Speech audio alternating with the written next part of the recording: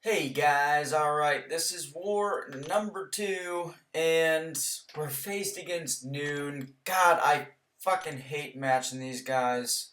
They always beat our asses, and they won last season. They were number 1. I think at this point, they are the most feared war alliance in the game. So, yeah, just kind of a bummer to match them. I mean, obviously we're up there. You know, we finished top 3 last season, and we kind of got fortunate to do that because of some circumstances. But you know, we're good. We finished last war with only 3 total deaths in the alliance, and it's just sometimes it's just a bummer to go into a war like this one knowing that we're going to have to be even better than we were last war. We're going to have to die fewer than 3 times to have a shot here. And spoiler warning, these guys only died twice this entire war. So, all right. I kind of talked through the scouting phase, but yeah, I'm going to be bringing in Apocalypse for an Agent Venom in Section 1.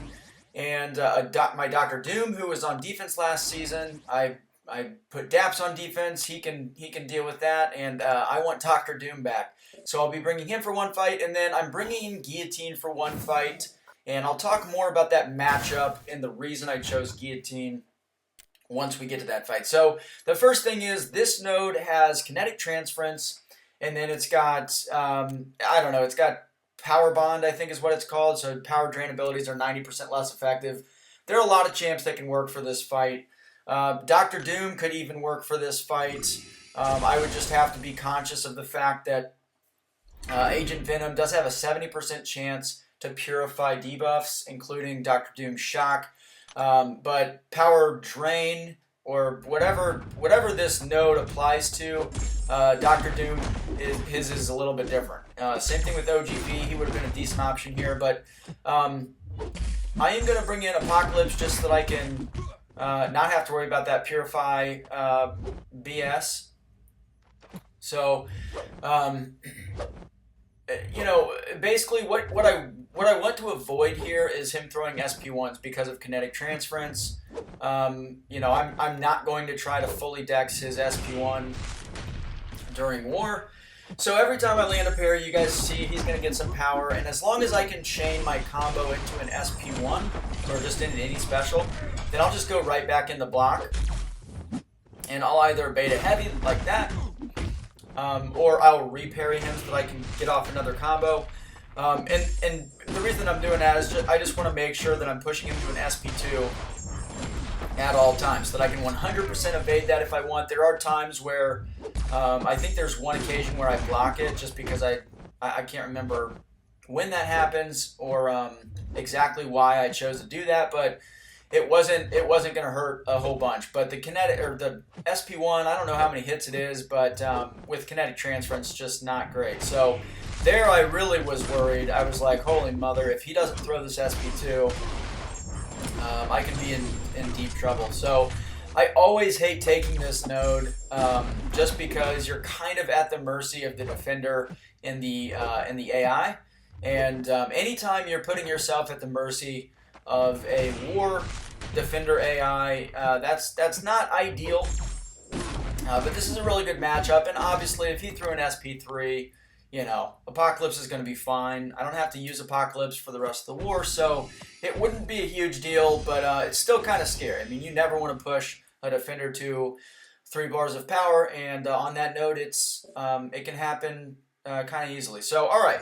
So I have a Guillotine 2099 on node 32. Now this is Chitinous Thorns. That just means as long as the defender has an armor buff, then if you're not bleed immune, you're just going to take a ton of bleed damage every time you make contact with them, whether that's parrying them, hitting into their block, or landing a hit.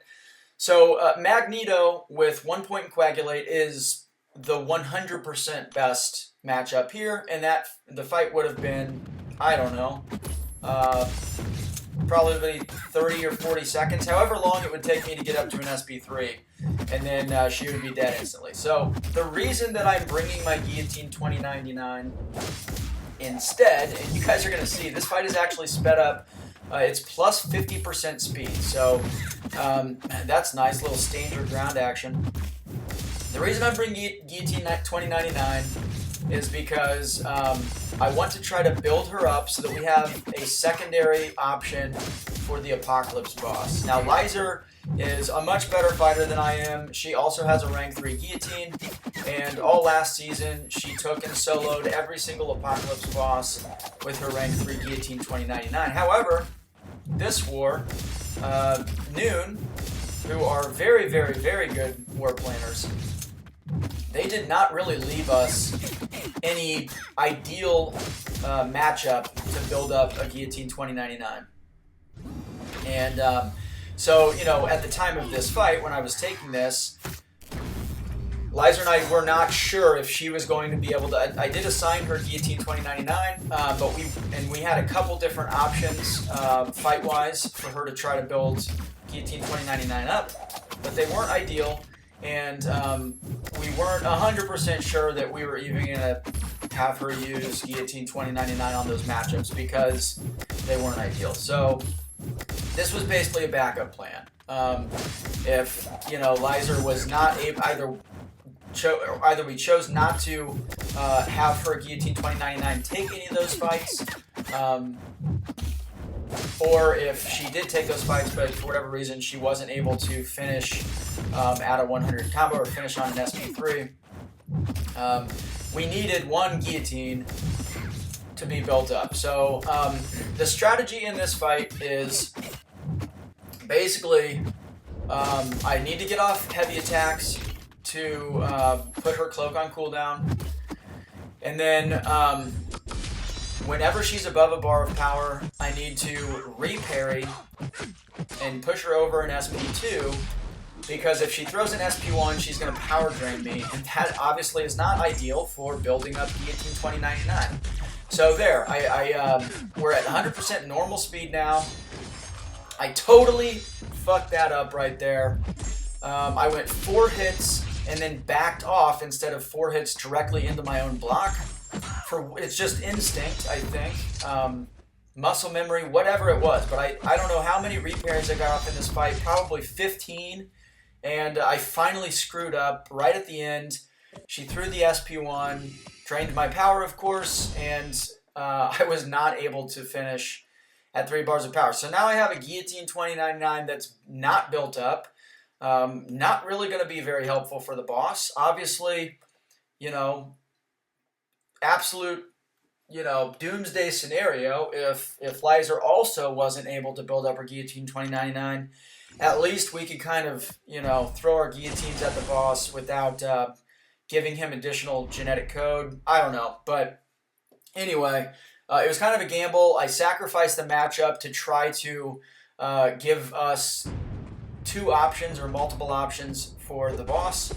And I ended up, you know, in a really long and annoying fight, and I didn't complete the task. So kind of a failure all around, but at least we didn't die, I guess. Just kind of disappointing that I screwed up right at the end of that fight. Alright, so this node does have heavy hitter.